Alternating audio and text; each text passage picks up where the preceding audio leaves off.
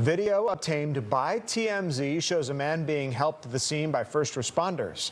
Let's get out to Fox 5's Tyler Fingert, who spoke to a man who says that he pulled that injured victim out. Tyler's live at the scene with what he had to say. Tyler? Yeah, Tom, good evening to you. That man was at the right place at the right time. He was on his way home from the Hawks game last night when he felt that explosion. He rushed here to the scene and ended up finding all of this destruction. You can see all the debris everywhere. He said he heard a cry for help, and that's when he jumped into action.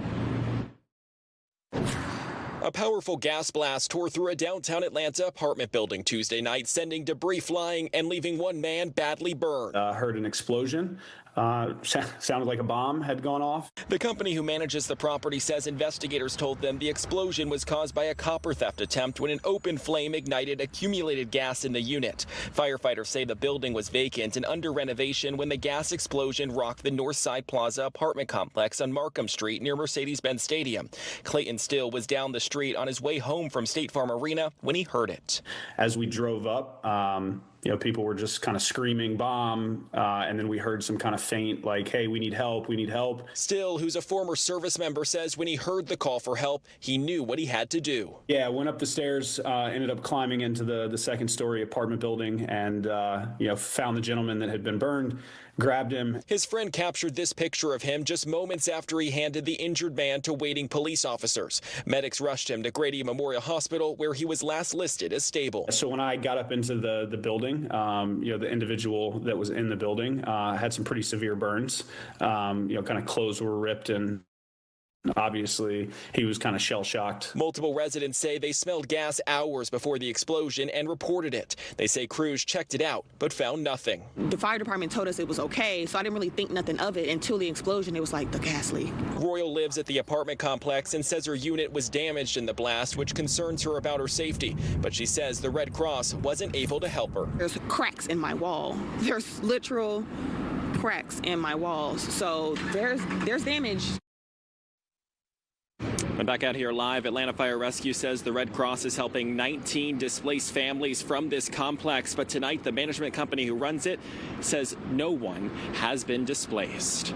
We are live in downtown Atlanta tonight. Tyler Fingert, Fox 5 News. Incredible. Tyler, thanks.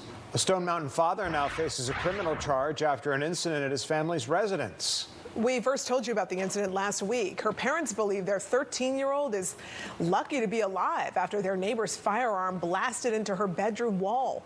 We talked to the girl's father, Kenneth Colbert, who told us his neighbor, who is a DeKalb County police officer, accidentally fired her gun while cleaning it. DeKalb police have confirmed they launched an internal investigation into the incident.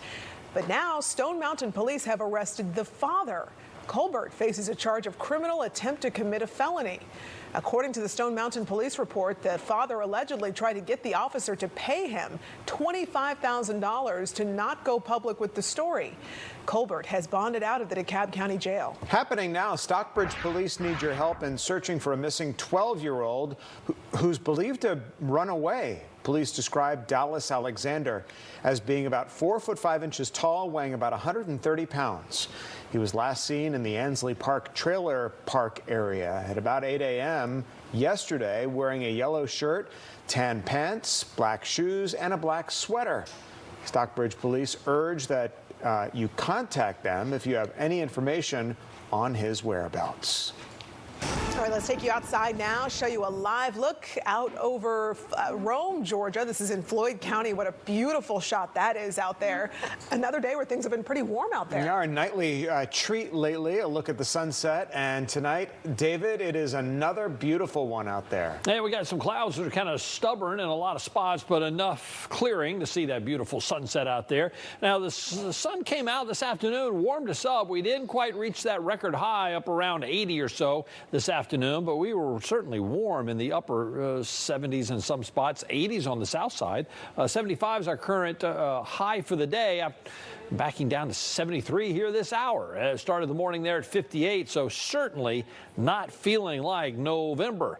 Look at all the 70s we have out there. Warm location being Eatonton at 77 and Rome's at 77. Our neighbors down in Middle Georgia, Macon, they hit 84 today. That's a record high down there. All right, we got this boundary just kind of hanging around, and essentially what's going to happen is this high is going to push it back the other way, so we're not going to have any intrusion of some cooler air.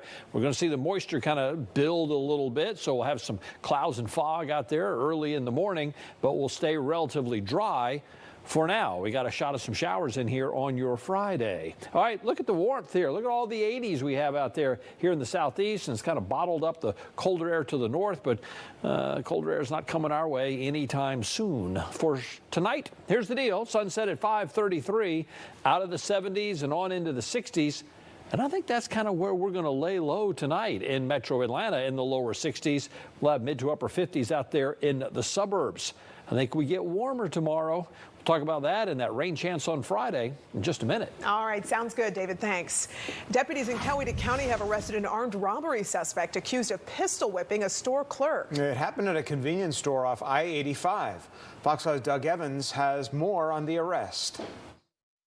The suspect's accused of not only coming into the Shell station with a gun, he used it to strike the cashier as well.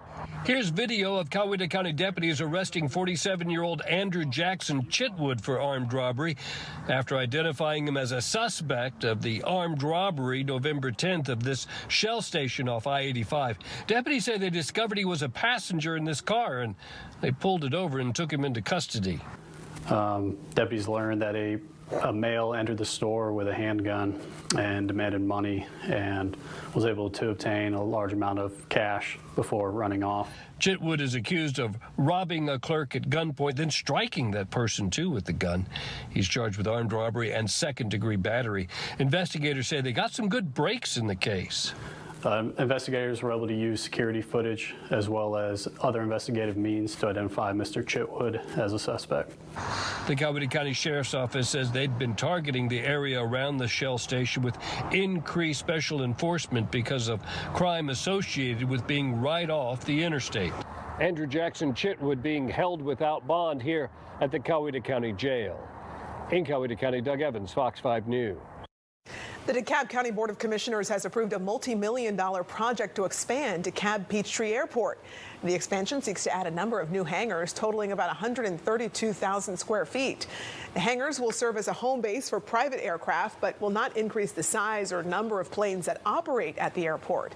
Officials project that development will generate more than $500 million in revenue for the county.